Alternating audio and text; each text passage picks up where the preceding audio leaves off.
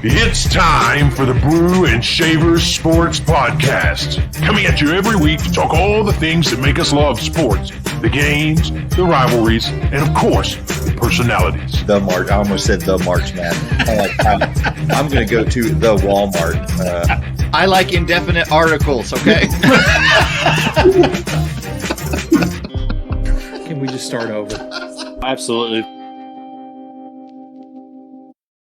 Hey, everybody. Welcome back. It's episode 4 of season 3 of the Brew and Shavers Sports Podcast. Whether you're watching us on YouTube or you're listening to us on your favorite podcast platform, thank you so much for tuning in for this week's episode. Last week, Darren, we started off with some birthdays, and this week we've got a really big birthday to mention. It's not related to football, but one of the most recognizable figures during March Madness is Sister Jean, and who supports her beloved Loyola Chicago men's basketball team. Absolutely. And today she turns 104 years old. Man, that is so incredible. How cool is that? 104. And probably still, I would assume, unless we've seen something otherwise, still active, and wondering and worrying about what the basketball team's going to do next and how their designed plays are going to work. If I were to guess, I would assume that's part of what's going on. Isn't that a beautiful thing? Oh, it's amazing. Absolutely incredible. So happy birthday to Sister Jean. And Sister Jean, you're probably not listening, but in case you were, you might have a grandchild or a great-grandchild who's a football player in Missouri, and I've got big news for you today. Darren, we talked about this before we went on the air. When this first broke, the Missouri legislature is doing its best to keep in-state recruits home, to the tune of, if you sign with an in-state team, you can get NIL money in high school. It really is amazing. And this is, the way the NCAA dealt with this whole thing was, okay, every individual state is going to make up their own laws, their own rules. And the Missouri legislature passed a law, and the governor signed it, that said exactly what you said. You can, if you commit, once your letter is signed, it's not just an oral commit, the commitments where, they're a strong commit and all that stuff. It's once you have signed your letter of intent, then your NIL kicks in and you are open to any NIL possibilities that can be signed. So if you're a football player, it's December of your senior year, you can actually begin earning money. And if you're a basketball player, it's November of your senior year that you can start earning money. But another interesting part of the bill is also now coaches and other employees of the school, of the college, whatever college you've committed to, can now be an active participant in your negotiations for your NIL deal.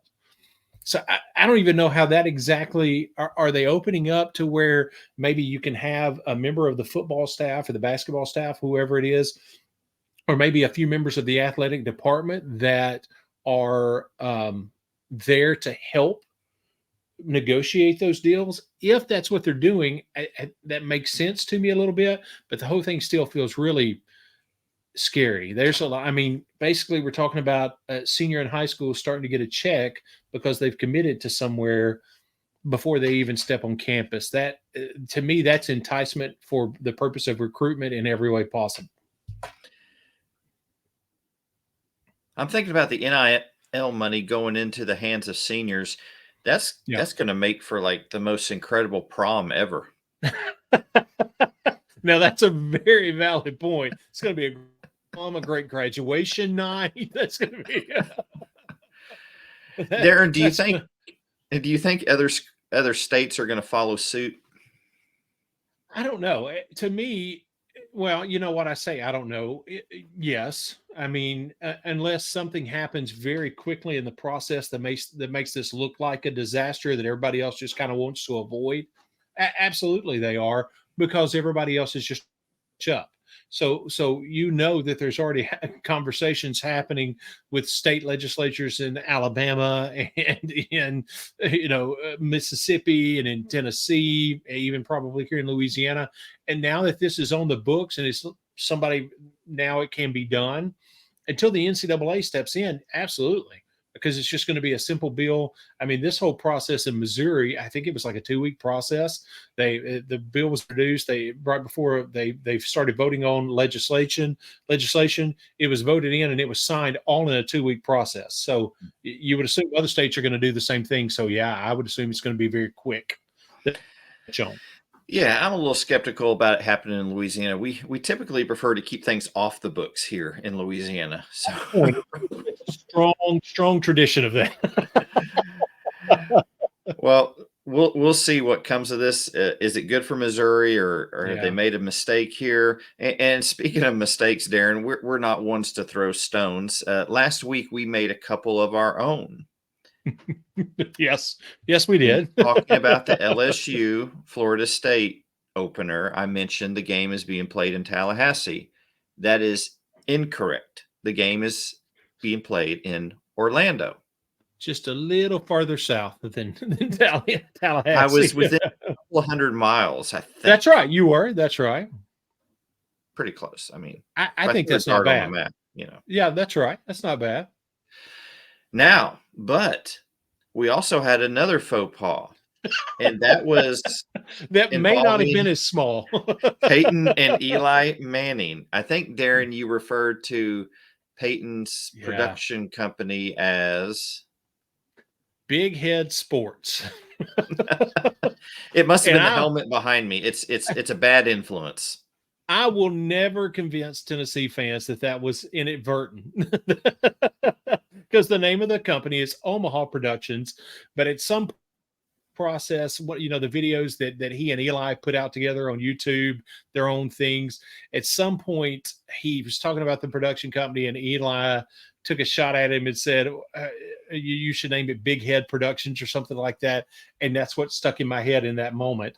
But even while we're having this conversation, I had to go ahead and highlight Missouri High School because I forgot to do that. So we're rolling with mistakes. We can do that. So if you catch a mistake that we make on an episode, which is very likely, then let us know about it. We'd like you to send us a message. We'll put it on the next episode. If you catch us in another mistake, then please let us know, and we'll own up to it, because, hey, you're looking at the production and the research team right here. That's right. That's exactly right. And if you comment, you get to interact with us, even if, it's, come on, guys, really? Big Head Productions, whatever. It's a comment, it's interaction. We can talk about it the next week. That'd be awesome. Well, speaking of awesome, if you live anywhere near the Memphis area and you want to catch a college football game, the University of Memphis is offering a deal for you. If you buy a $60 ticket to their home opener against Bethune-Cookman, then if they win, you can get a free ticket to the next game. And as long as they keep winning, you get free tickets to the game, the upcoming game. So I saw Brett McMurphy reported on this, Darren, and you start looking at the schedule, it could go down to Tulane. Yeah, absolutely. Because they've got, is it Bethune-Cookman, and then they've got Navy. I mean, there's some games that are very, very winnable games. Which, by the way, another interesting thing about this, just looking at how Memphis has played over the last few years, I think it's like over the last 10 years, I believe that's right. They're 53-9 at home. So they've got a pretty good track record of winning games. Now, I know it's got some other sponsorship name, whatever goes first now, but still, it's the Liberty Bowl in Memphis. I don't know what bank is a part of it now, but so to have that many wins over at home over a 6-year period, I mean, there's some possibility here. Yeah, they open up with Bethune-Cookman. They have Navy, Boise State. Now that might be a tough one. Yeah, that could be followed by Tulane, USF, SMU. Yep. That's their home schedule. So I don't think they're going to run the table on their home schedule, but still, it's a pretty good deal if you love going to college football games.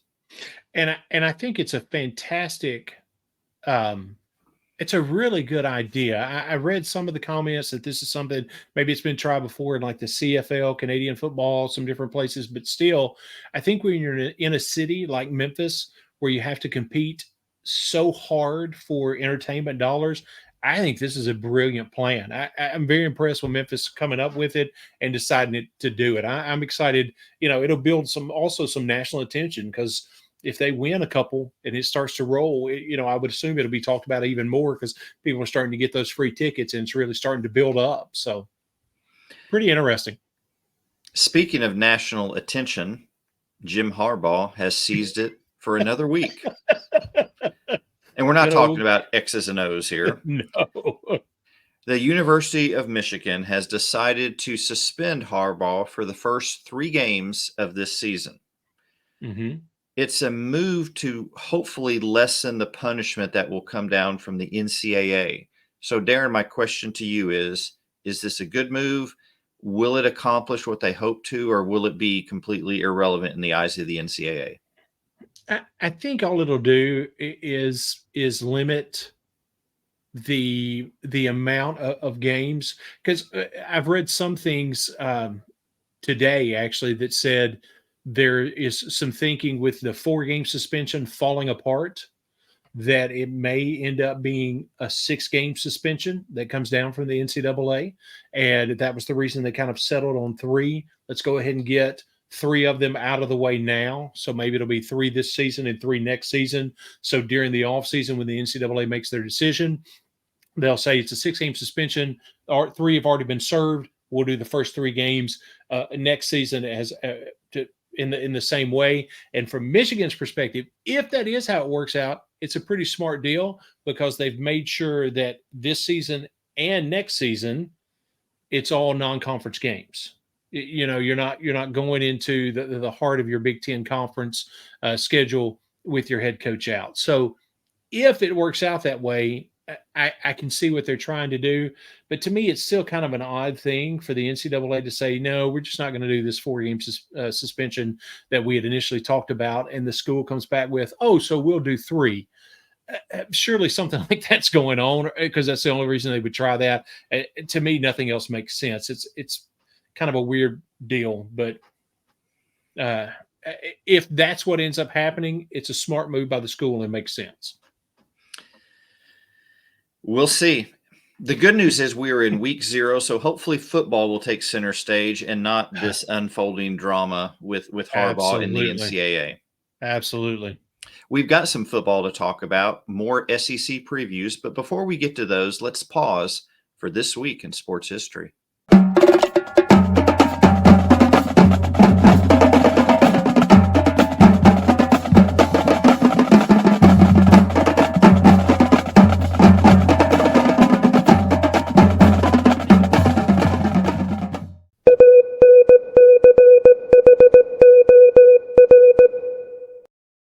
August 24th, 2008.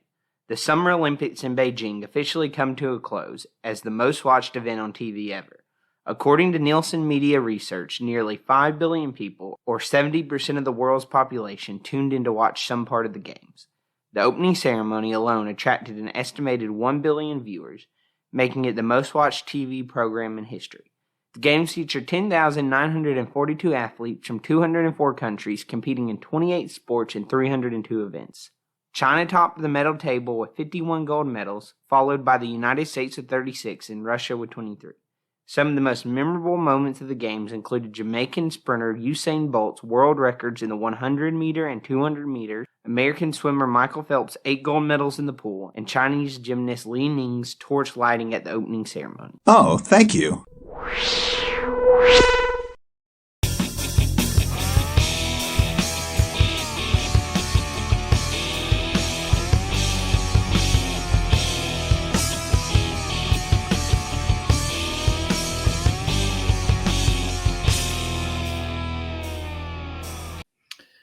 Usain Bolt and Michael Phelps. Wow. Talk about Isn't that incredible? Phenomenal athletes. Yeah. What they did and what they accomplished for extended period of times, not just that one Olympics, but for extended years. It really is amazing. Yeah, no doubt about it. Let's get into some more SEC previews. Let's start off with our friends over in Oxford, Mississippi. Let's talk about the Ole Miss Rebels, coached by Lane Kiffin, who we've talked about quite often on this show before. He's in his fourth year at Ole Miss with a record of 23-13. His 12th year overall with a record of 84-46. Last year's Ole Miss team was 8-5, overall 4-4 in the SEC. They run an offense with two coordinators, John David Baker in his third year and Charlie Weiss Jr. in his second year. And Darren, last year they set a rushing record, over 3,300 yards rushing, and they had a pretty good running back in Quinshon Judkins. Absolutely. That dude. I think wasn't it last year during the season, the picture went around on social media of Lane Kiffin sitting basically at his high school game at Quinshon Judkins High School in the rain. Boy, you're talking about a trip that paid off, because that dude is going to set some serious records during his time at Ole Miss, and just can't. It doesn't seem that he can be stopped.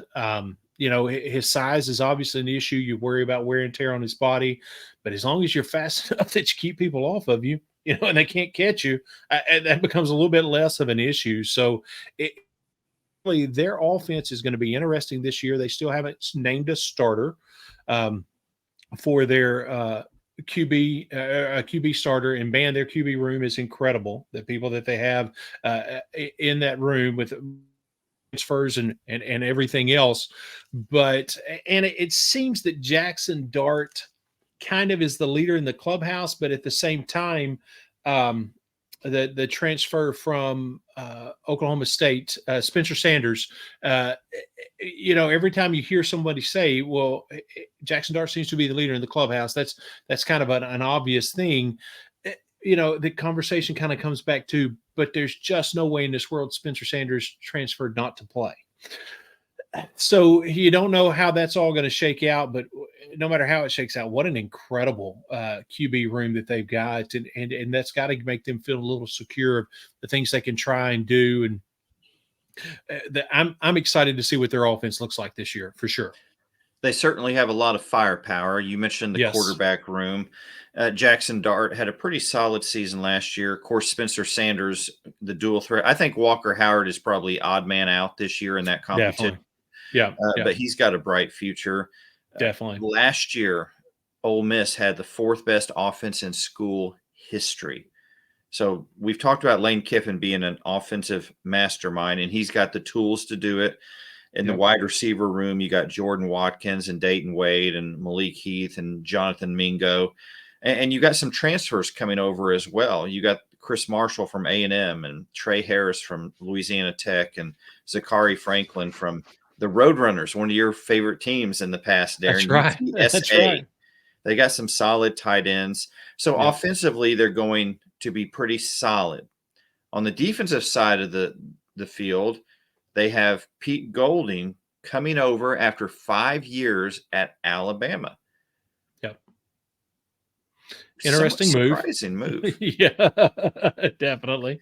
Golding's defenses have been consistent top 10. He's done a very good job. And that was at Alabama. Mm-hmm. Now, coming over to Ole Miss, they don't quite have the defensive acumen that Alabama does, but they've got a huge transfer on the line from North Carolina State. Joshua Harris. This kid's 6'4", 325. He takes up space. They've got some good linebackers and Kahari Coleman and Monty Montgomery from Louisville. And the word in their secondary is defense is transfers. They've got, absolutely. I'm looking at 1, 2, at least 3. Now, they're going to have to replace Tysheem Johnson, who left them to go to Oregon. So when you look at Ole Miss on the defensive side of the ball, Darren, is this a work in progress, or do you think Golding works magic and the unit performs well this year? I would be surprised if they don't take a step up, just simply because of the transfers that they brought in. And I think there's going to be some benefit to having Golding there. But also, I think one of the other benefits that he really brings to the table is not going to show dividends this year, as big of a dividend this year. again, I think they take a step up, but they'll definitely be the weakest link of the two sides of the ball. I think when Pete Golding is really going to show why he's there is going to be next year. I think there'll be an even bigger jump because he's known for recruiting in Mississippi. They're going to have 2 years in his system. So I think next year will be the year that people go, holy moly, where did that defense come from? Again, they'll be the weaker of the two, but I would be surprised if they don't take a step up this year and show. I would say what you would see is marked improvement. You can tell it's a different defense, a different style of defense, and they're accomplishing more, shutting down the run more, however that fleshes itself out. But again, next year will be the big time, but still an improved defense this year for sure. Kiffin's teams are always fun to watch, and now bringing in Pete Golding, they could be quite a force to be reckoned with on both sides of the ball. So very well be. Very well. We'll look forward to watching them. Let's move over to Missouri. Every time I think of Missouri, I think of Missouri as a border state. And but before we talk about Missouri, Darren, I jumped the gun. I'm thinking about the Civil War, border states, guns. I tell you, it's because it's 189 degrees outside right now. That is correct. Everything is just baking. It doesn't matter where you are in Northwest Louisiana. Even if you're inside, everything is just baking. The actual today was 104. Tomorrow's like 106. And that's actual temperatures. That's not a heat index. We planted a bunch of, my wife had picked out plants this spring that we planted, and they were doing great. And then this heat, and I tell you, I don't know how many of them are going to make it. I would say not many. Asked her last night, did you water your plants? She goes, it's over. It's over. They're done. I'm like, we can't give up. We've got to keep fighting. Press on. It's week 0. Come on. I'm worried about watering me. Let's talk about Ole Miss's schedule. Way off track here. So they open up with a real big barn burner against Mercer. That will probably be one that'll keep us all on the edges of our seats. But you can't fault them. Other teams do that as well. Exactly. Then an interesting matchup against Tulane, which was a very strong team last year. Yep. Darren, that could be a really interesting game to watch. I tell you, if there is any kind of step backwards with change in defensive coordinators, that's where it'll really sneak up. That kind of test early in the schedule, that could become a difficult game for them for sure. Mm-hmm. Georgia Tech, they go to Alabama, so Tuscaloosa. That should be interesting. Pete Golding going back. Then they have LSU, Arkansas back-to-back at home. Travel to Auburn, Vanderbilt, A&M at home. Go to Georgia. Then they have UL Monroe, and they finish in the Egg Bowl with Mississippi State. Yeah. And part of what we talked about in each schedule is kind of identifying a little bit of a difficult stretch. And I'm telling you, you look at their schedule, Alabama, and even though they're at home, to have a 3-game stretch that's at Alabama, LSU, and Arkansas, that's a tough 3 games. That's going to be a hard couple of weeks that you got to keep guys healthy and you got to keep momentum going forward, even if a couple of those games get away from you and you lose them, that you've got to really going to have to fight to maintain during that kind of a stretch. Yeah, when we start going through these team schedules, Darren, you can begin to see why the SEC is not that interested in expansion right now. These schedules are loaded, and sure, we'd like to replace the Mercer game with someone else, or maybe even the Georgia Tech game, the UL Monroe game. But other than those, this is a tough schedule. Very much so. Very much so. And I heard people talking today at a podcast I was listening to. They said, everybody's so excited about expansion, but what do you really need to expand for if you're the SEC? And we've talked about it. Look at the teams you've got, and with Texas and Oklahoma coming, what are you going out to get? What are you gaining by expanding? And I just don't see what it would be. I mean, you look at this schedule, and this is without a Texas and Oklahoma in the mix. This is without divisions being eliminated, where people you haven't played in a long time, you're going to start playing on a more regular basis. I think it's a strong conference, even if nobody else is added after Texas and Oklahoma. Yeah. So let's go back to Missouri, this border state, and let's talk about the football program there, because I know you're so excited. You got a Missouri hat on. You got, what's that quarterback? Is that Nay. Chase Daniels behind you? Let's see. Let me see if I can do this right. Chase Daniels wishes that's Jay Cutler. We'll talk about him later.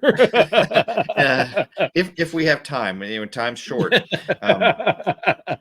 So our friend Eli Drinkwitz, Yes.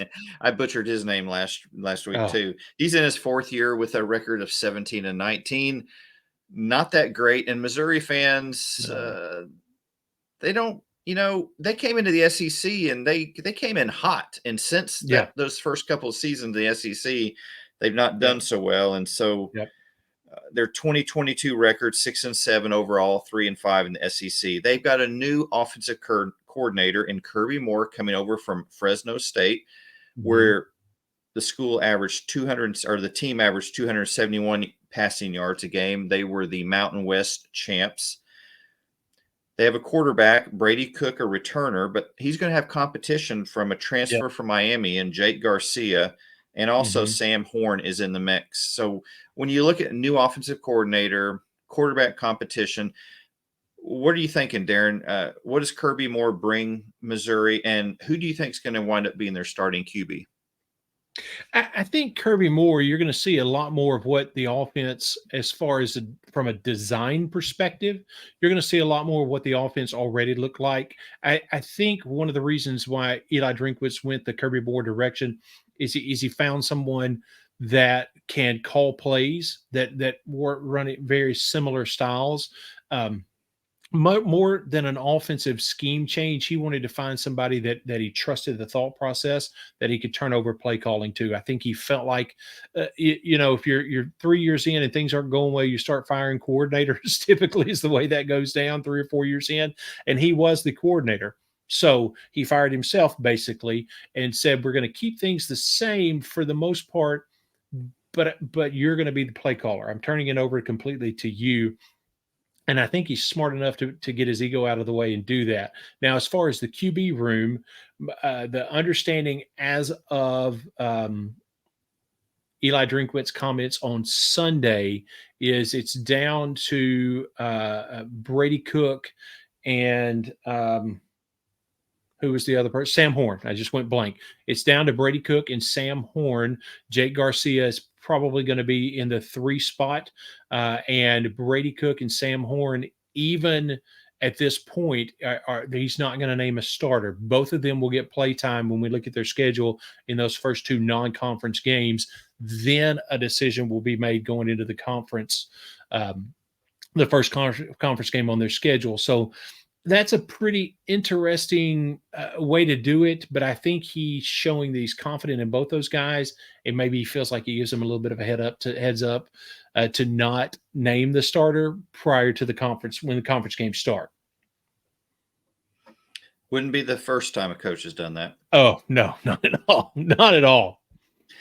They've got several returning wide receivers, including a transfer from Oklahoma, Theo Weiss. They struggled with the running game last year, but they've got a big old offensive lineman transferring in from Eastern Michigan, Marcellus Johnson, who should help up front and give their running back Cody Schrader some more room to operate. Yes. Let's talk about on the defensive side of the ball. Blake Baker and DJ Smith run the defense for Missouri. They were 4th in the SEC in total defense last year, so that's a bright spot, something to build on. Absolutely. They've got some help on the defensive end side with Joe Moore coming in from Arizona State. They've got some terrific linebackers in Tyron Hopper, Chad Bailey, and a good solid secondary as well, Darren. So not a super flashy defense, but a pretty strong defense. Do you see this continuing this year?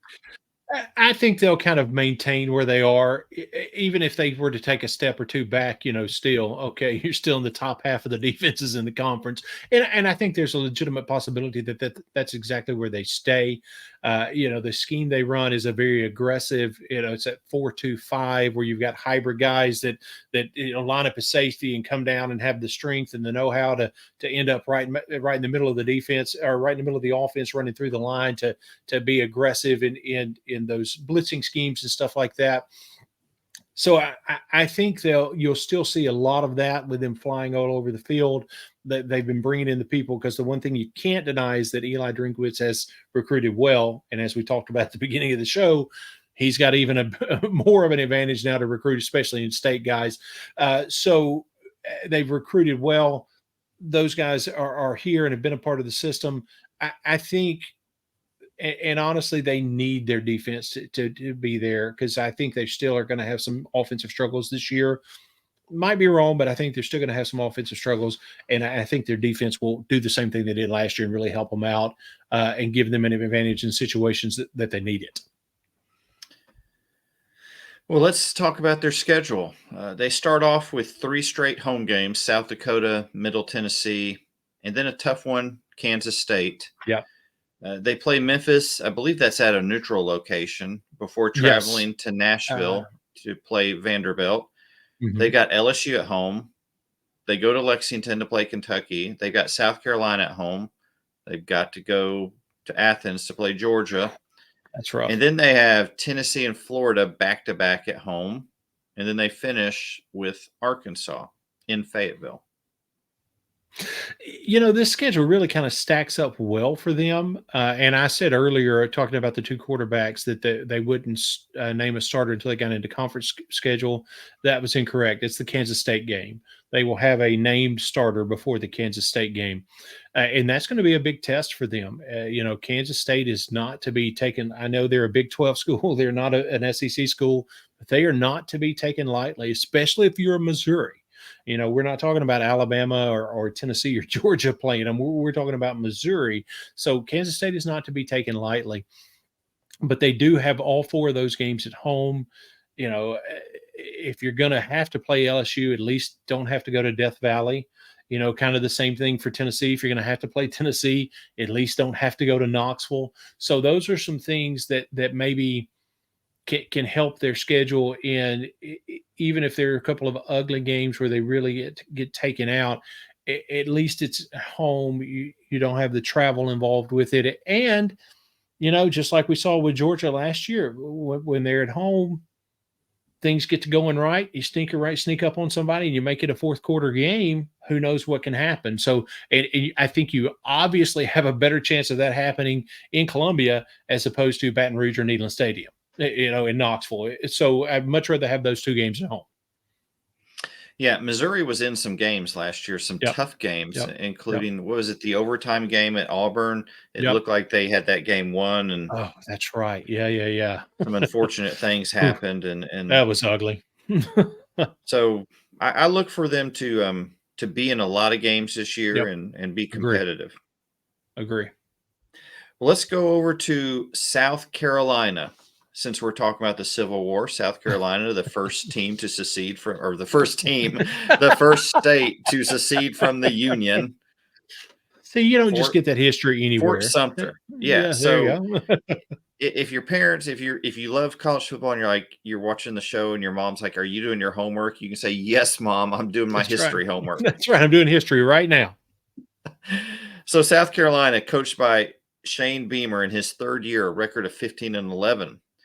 Which doesn't sound that great, but in 2020 they were 2-8. In 2021 they were 7-6. Last year they finished with a record of 8-5, including 4-4 in the SEC. They come with with offensive coordinator Dow Logans. He comes from Arkansas, where he was the tight end coach, but he's also had an NFL career. He's coached with the Titans, the Jets, the Dolphins, just 3 schools. that he's our 3 teams that he's been with. I'm telling you, this heat is like frying my brain. Zzz, can you hear it? It's like sizzling. Remember those commercials from the 80s, the egg and the skillet? This is your brain on drugs. Brain on drugs. Yeah. And this is my brain when it's 259 degrees outside. Exactly. I don't know why all my temperatures end in 9. I don't know why that is, but it's probably the heat. That's right. That's exactly right. Quarterback Spencer Rattler returns 3,000 plus yards last year.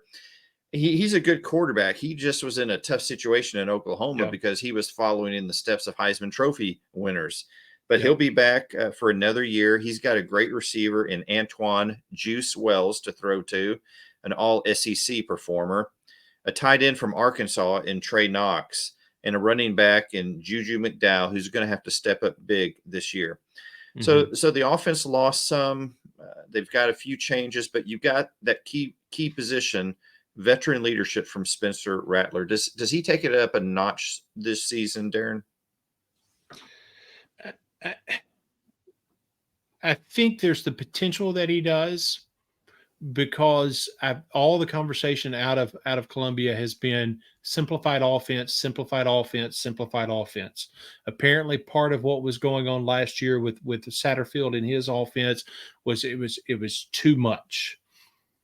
That being said, I still think one of the things you have to be prepared for, if you are a South Carolina fan, is this offensive coordinator hire could be an absolute bust. Dow Loggins has not had success anywhere he's been. I know it's the NFL, but he has not had success anywhere he has been as an offensive coordinator. And I think that has to be a realistic. You're not being realistic if you don't think that's a possibility. So I think all the concern is on the offensive side of the ball. I think it could be an absolute disaster from the word go. And I think if we've seen anything, unfortunately, with Spencer Rattler, is if things starts to go off the rails, they can get off the rails quickly with him. It could become a kind of a disheveled mess in a hurry.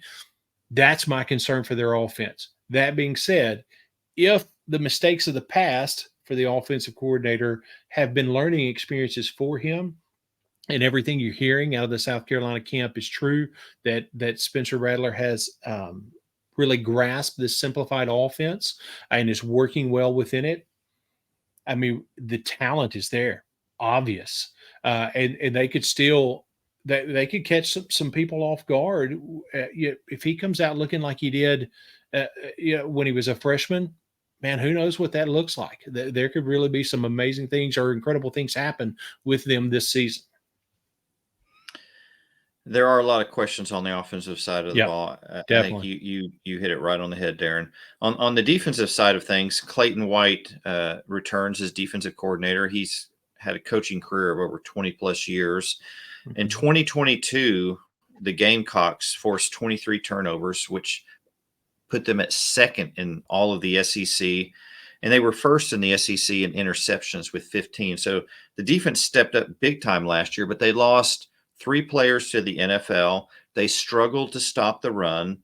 Yep. So they're going to rely on linebackers like Debo Williams and Mohamed Kaba and a terrific safety, freshman All-American, SEC All-Freshman team, Nick Emenwari. and I'm not making fun of the name. It's just that I don't want to get the name wrong because I know how important people's names are, and I don't like it when someone mispronounces my name. So I was trying to slow myself down there. Nick Emenwari. Is that right? Is that correct? Yes. That sounds right to me, yes. Okay. But terrific, absolute terrific player. Yes, and, very much so. So I think their strength is going to be on the defensive side of the ball. And is kind of what it looks like, how it sets up, especially with what they do bring back, as long as they can shore up that run defense. They've obviously got some experience on that side of the ball. And from a coordinator perspective, that is definitely the side of the ball you have more confidence in when you look at the coordinators, for sure. Mm-hmm. So let's look at South Carolina's schedule before we move on. They open up. I love the opening game for them. North Carolina. What a great idea! I don't know whose idea that was, but terrific. Fantastic. That's a game that I want to watch. Yep, definitely. And then they have Furman, which, yeah, but I understand because then they have Georgia the next week, and I think do they travel to Athens for that one? Yes. Yeah. And then they have Mississippi State at home. They go to Knoxville to play Tennessee. They've got Florida at home. They go to Missouri. They go to A&M. Then they've got Jacksonville State, Vanderbilt, Kentucky at home. So 3 straight home games before they finish with Clemson. Yep. Not an easy schedule.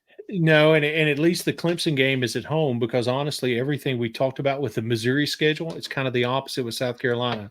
They've got to go to Athens. They've got to go to Knoxville. They've got to go to A&M. That's tough. And the thing that makes the back end of that schedule even worse is let's say things do get off the rails offensively.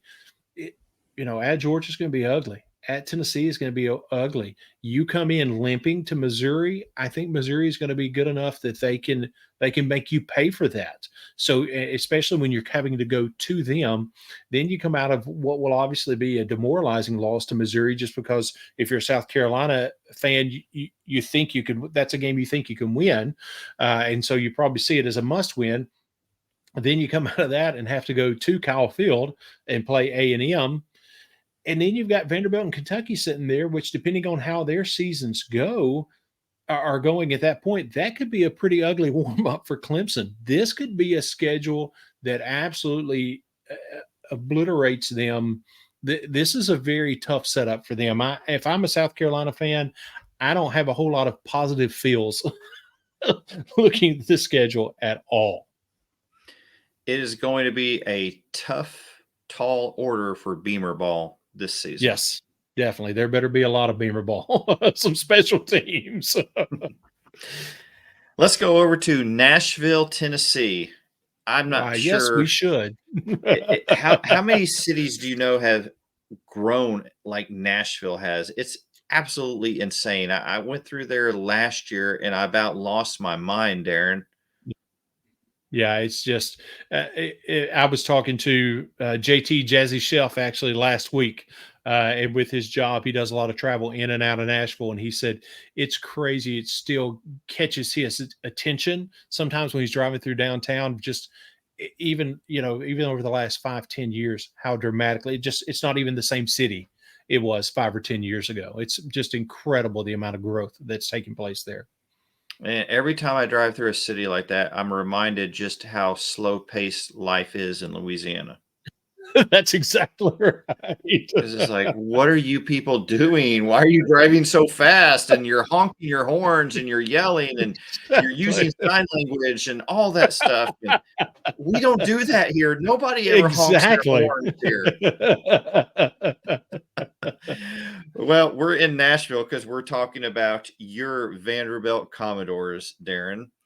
Coached by Clark Lee in his 3rd season with a record of 7-17 overall. Not needs improvement. A 2022 record of 5-7 overall, 2-6 in the SEC. Offensive coordinator Joey Lynch. When I look at their offense, I know you got quarterbacks like AJ Swan and Mike Wright, only 6 interceptions. So that's the fewest in the SEC last year. But that offensive line, Darren, this is something to really be proud of. They gave up a little over 1 sack a game, which put them at 4th in the SEC. So a strong point for Vanderbilt. Very much so. And not only is it a strong – did they have a strong performance last year, but the largest majority of those starters, as a matter of fact, they have 7 guys back that have starts in their past. So that is a huge point of emphasis. People are very excited about AJ Swan. This is not typically, as a Vanderbilt fan, the kind of quarterback talent that you see step on the field for Vanderbilt. This guy, let's see, make sure I'm going the right way here. This guy right here, there's been some comparisons. People are as excited about him, about AJ Swan, as they were about Jay Cutler, and making some comparisons to him. It's been a long time since people were this excited about a quarterback. The last time people in Nashville were this excited about a quarterback, Luke Bryan was singing "Shake It For Me" to his Baby Rattler. Come on, that's a good one, right? I was proud of that. It's been that long since they were excited about a quarterback, but they are very excited about AJ Swan. That's just wrong. That's just wrong. The only offensive concerns is the tight end room and the running back room. You lose 1,000-yard rusher. That's an issue. Not a clue who's going to be next. And the tight end room, Cole Spence had a season-ending injury before they even got out of the spring, and he was the one they were looking at. And so that's just that's a jumbled mess in the tight end room. Thankfully, the other thing that people are very, very excited about is the wide receiver room. So even if they can't do what they've done in the past with a tight end, a dependable tight end, they have wide receivers. They have, and other schools have this a lot, but they have had two different guys show on their GPS 20 plus miles per hour, full pads in practice. That's not something Vanderbilt sees a whole lot, that kind of speed, especially out of the wide receiver room. So they are very, very excited about that as well. On the defensive side of the ball, Nick Howell returns as the defensive coordinator, where the Commodores led the SEC in defensive touchdowns last year. Pretty impressive. And then they've got some good safeties, DeRicky Wright, CJ Taylor. And how do you think they're going to be on the defensive side of the ball this year? Step up, lead the SEC in defensive touchdowns again? Possibility because of the defensive line, that front seven or front, I guess for them would be more along the lines of like a front six. But so that I think there's definitely a possibility for that. For them, the defense, the backfield of the defense is the biggest concern. What is corner and what is safety going to look like? They specifically have really struggled in giving up the boundary on the defensive side, leaving that open, not being able to cover it, a slot receiver coming out and getting to the boundary and being faster than whoever was covering them. That's a enormous weakness that they have to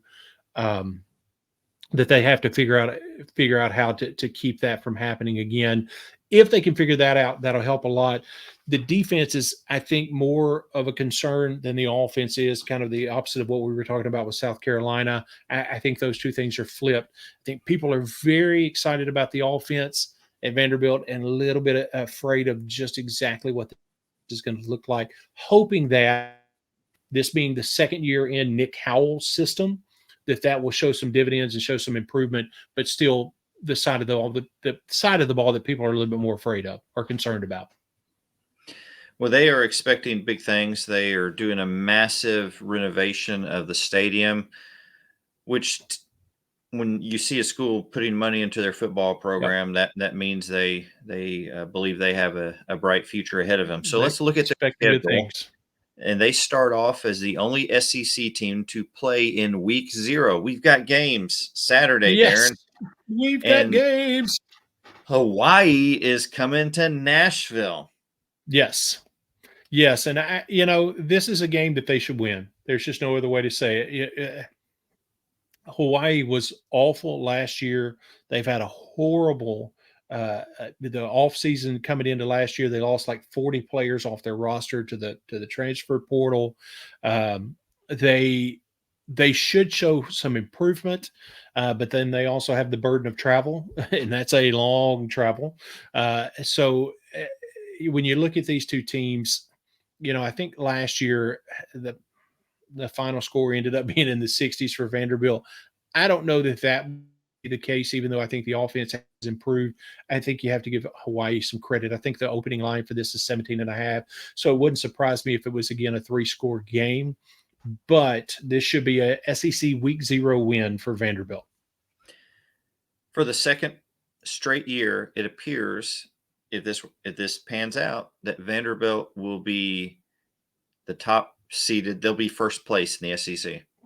I'm very excited, but we will definitely talk about that we were for the second year in a row, started the season off number 1 in the conference. Just saying, we've got to talk about that when it happens. Well, after their matchup with Hawaii, they have Alabama A&M coming to Nashville. Then they travel to Wake Forest. They travel to UNLV. Boy, that's a long trip. Yes. They've got Kentucky and Missouri at home. They go to Florida, have Georgia at home. They go to Ole Miss. They have Auburn at home. And then they finish on the road, 2 straight road games at South Carolina and at Tennessee. So I'm looking at Georgia, Ole Miss, Auburn, South Carolina, Tennessee. I mean, even go up to Florida. That's not a very kind schedule. No. And the Coach Lee, all of his conversation this offseason has been getting to postseason play. The only way that happens is they cannot drop one of those first 4 games. They have to head into the Kentucky game 4-0, because then at that point, you at least are giving yourself a shot. The Kentucky game is very scary to me. I think Kentucky may really turn some heads this year. So don't know, being in Nashville helps. But when you look at Missouri, Florida, South Carolina, those 3, I think they have to grab 2 of those 3 games to truly make it a postseason possibility, because that final stretch, even though Auburn is there, you do have to travel to Auburn. Final stretch of Ole Miss, Auburn, South Carolina, Tennessee, and that's tough. I would prefer them go ahead and knock off Missouri and Florida back to back and get those 6 wins. And then if you sneak up on somebody else, that's fine, because those 4 games, that's a tough way to end the season. It is. It's SEC football. Yep, absolutely. We are excited to watch the games, and we hope you are as well. And we'd like to invite you to join us in CBS Sports Pickem. We did this last year and had a great time. We hope that you'll join us for the picks this year. And Darren, will you tell everybody what it is and how they can get involved? And what we'll do this year, we'll do the same thing we did last year. We're going to do strictly SEC games. We're going to be able to do that because it's with CBS Sports. But this year, we can also tweet out a link. We can put the link out on YouTube. And the password for the group is Pickem with a capital P, Pickem 1234 exclamation point. You will need that when you click on the link to join the group. You have to create your CBS account if you haven't already, your CBS Sports account. You have to do that separately. And then after you've done that, you join the group, and that's your password to get into the group. They do require that, but that'll be in the link as well. We'll put that on social media, all of our social media. As a matter of fact, it's already been out there, but we'll do it again. We'll also put it on in the description. See if I can do this right. There we go. In the description down below, it'll be there with the link and the password. And then we'll also put it on our link tree as well, which there will be in the description down below. That link will be there as well.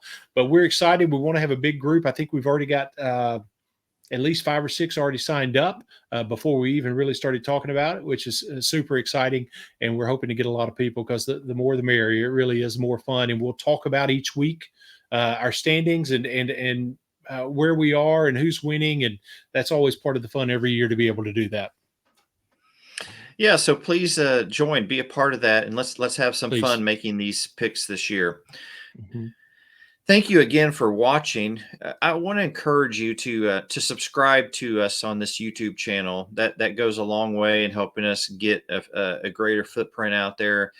Follow us, subscribe to us on the podcast. If you're listening on the podcast, that means a lot to us. Like us, rate us.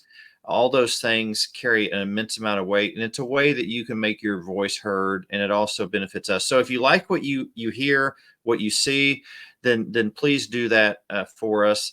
We'll still be here week after week throughout the college football season. We hope you'll still be joining us every single week. New episodes drop every Tuesday, 6 a.m. You don't have to get up that early. You can listen or watch whenever is convenient for you. So until next Tuesday, y'all take care. Great week.